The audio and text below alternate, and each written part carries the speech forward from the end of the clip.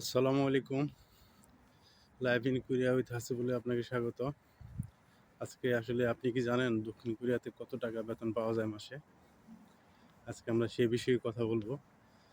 2026 সালের নিয়ম অনুযায়ী দক্ষিণ কোরিয়ার বেতন স্কেল সরকারের নিয়ম অনুযায়ী কত টাকা? দক্ষিণ কোরিয়াতে সপ্তাহে 2 দিন বন্ধ থাকে, শনিবার এবং রবিবার।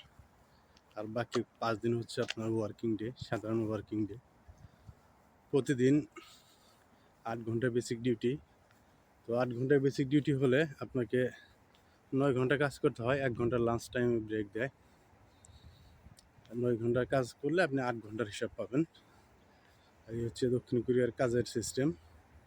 তো প্রতি ঘন্টায় 2026 সালের নিয়ম অনুযায়ী আপনাকে দেওয়া হয় 10,320 কোরিয়ান ওন, বাংলা টাকায় 850 টাকা। রেট কম বেশি থাকে, এক এক সময় এক এক রেট থাকে। যেমন আজকের যে রেট, আপনি বাংলা টাকায় 850 টাকা মতো পাবেন প্রতি ঘন্টায়। তো দক্ষিণ কোরিয়াতে মাসিক যে টোটাল হিসাব করা হয় সেটা হচ্ছে 209 ঘন্টার হিসাব করা হয়, বেসিক হিসাব। 209 ঘন্টার কাজের টাকা দেওয়া হয় দক্ষিণ কোরিয়াতে মান্থলি।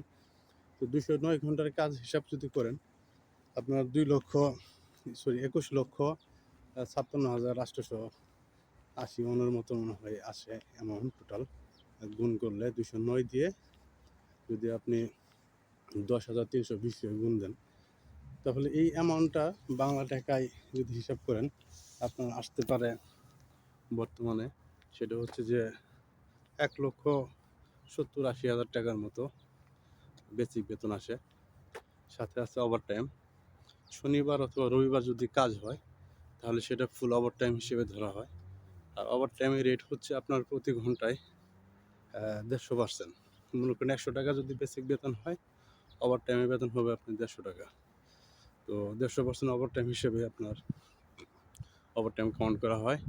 আর যদি নাইট শিফটে আপনি ওভার টাইম করেন, রাতের শিফটে, তখন আপনার রাতের শিফটের জন্য আপনার বেসিক সাপোজ 100 টাকা, রাতের শিফটে ওভার টাইম করলে আপনি পাবেন 200 টাকা।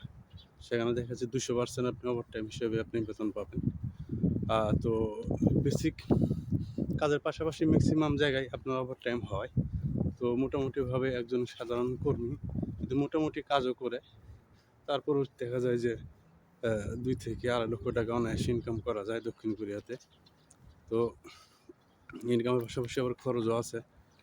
দেখা যায় যে আপনার এখানে খরচ হয়ে যায় বেশ কিছু টাকা। কোম্পানি অনেক সময় থাকা খাওয়া ফ্রি দেয়, অনেক কোম্পানি থাকা ফ্রি দেয়, খাওয়া ফ্রি দেয় না। অনেক কোম্পানি খাওয়া ফ্রি দেয়, থাকা ফ্রি দেয় না। আবার কিছু কিছু কোম্পানি আছে আপনার থাকা খাওয়া দুইটাই ফ্রি দেয়, আবার কোনোটা আছে একটাও ফ্রি দেয় না। তো আপনার কোম্পানি যদি থাকা খাওয়া কোনোটাই ফ্রি না দেয়, সেই হিসেবে আপনার বাংলা টাকায় মোটামুটিভাবে চলতে গেলে আপনার খরচ হতে পারে 35 থেকে 40 হাজার টাকার মতো। আপনি বাসা ভাড়া, আপনার খাওয়ার টাকা, পকেট খরচ সব মিলে এই টাকার মধ্যে আপনি মোটামুটিভাবে পার করতে পারবেন, মোটামুটি ভালোভাবেই। আর যদি আপনি আরও ভালোভাবে চলতে চান তাহলে তো সেটার বাউন্ডারি নেই, আপনার আনলিমিটেড টাকা দিয়েও শেষ করতে পারবেন না। তো এই হচ্ছে দক্ষিণ কোরিয়ার আপনার ইনকাম এবং এই হচ্ছে খরচ। তো আমার নতুন আমার সাথে থাকার জন্য আপনাদের ধন্যবাদ। আশা করি ভবিষ্যতে নতুন কোনো তথ্য নিয়ে আপনাদের সাথে কথা বলব। সে পর্যন্ত ভালো থাকবেন। আসসালামু আলাইকুম।